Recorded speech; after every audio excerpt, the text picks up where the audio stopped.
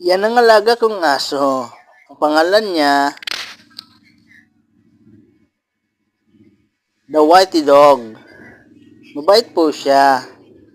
Pero, hindi siya kumakain pag walang ulam. Gusto lang niya, palaging may ulam kapag may kumakain siya. Ang sarap ng buhay. Mabait po siya, hindi siya nangangagat. Lagi siyang naliligo. Mabango po siya, mabango. The Whitey Dog. Mabait po siya, hindi siya nangangagat. Hindi siya kumakain ng walang ulam. Pag kumakain siya, palagi may ulam. Palagi.